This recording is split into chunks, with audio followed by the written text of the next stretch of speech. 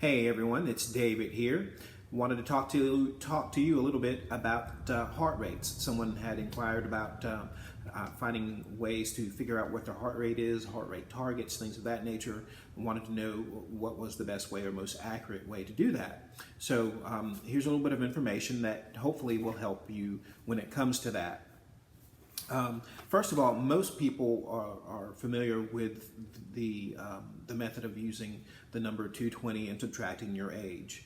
And by and large, that's going to get you close enough to where you need to be to figure it out. So basically, what you're doing is taking 220, you're subtracting your age, and that's going to give you your estimated maximum heart rate. So if you are 40 years old, you subtract 40 from 220, and that's going to give you 180. Now, the thing to remember about this, even though it is super simple and it's going to be close enough, it is not 100% accurate. It can be 10 to 20 beats off.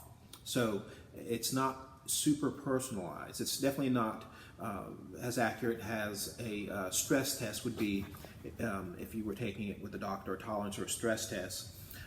But it's not as expensive as one of those tests either. So it's going to give you what you need to know to get started as far as being active and exercising.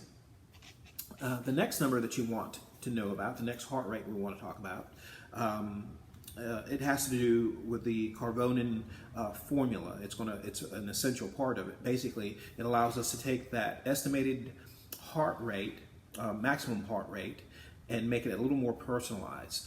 So basically, the first thing you need to know for that particular formula is what your pulse is. 3 mornings in a row before you get out of bed. This gives you your resting heart rate. So as soon as you wake up, check your pulse 3 days in a row, average them together, and that is going to give you your resting heart rate. Once you do that, you take the resting heart rate and you subtract that estimated heart rate that you got from subtracting 220. So again, if you're a 40-year-old and your estimated maximum heart rate was 180, that's going to give you 100. That 100 represents your heart rate reserve. Basically, those extra beats that your heart has allotted for you to do exercise. That window that you can work in. So that is your heart rate reserve, and that's the main number that we want to focus on to start with, because it's that number that we base what we want to achieve. What percentage of that number we need to use decides on what we will achieve when we do exercise. What type of exercise we're doing, how we're going to get the most out of what we're doing. So if you are if your goal is to lose fat, to burn fat, you're going to be you want to know what your aerobic target heart rate is.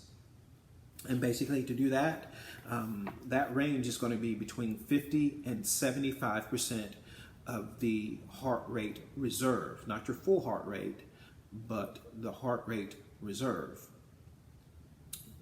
So you take that reserve, 50% of 100 is 50, and 75% of 100 is 75. You have to add 80 to it because that's your resting heart rate, and that gives you your overall target rate that you want to achieve. So in this particular case, it would be between 130 and 155 beats per minute if you are working to burn fat. That's your goal. That's the range that you want to be in. Next, if your goal is to improve your cardiovascular ability, that endurance, that aerobic endurance, there's a little different heart rate that you want to target, a different percentage. It's going to be between 75 and 85% of that heart rate reserve, those extra beats that your heart has allowed you. So 75% of 100 is 70. We add that 80 in for the resting rate, which gives us 155, and then 85% 85 is 85% of 100, obviously. Super simple math. We add the 80 back in, and 165 is what we get. So we want to be between 155 and 165 heart beats per minute if our goal is to improve that cardiovascular system, that aerobic training. So that's the number we want to go for.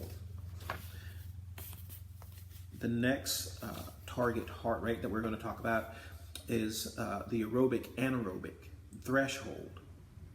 Now this is when you're crossing over from the aerobic, more of the cardio work, and you are going into the anaerobic, which simply means not using oxygen. So it's a different type of workout, a little less cardio, but you're still obviously using your cardio to some degree. The range you want to be in is between 85 and 90% of your heart rate reserves.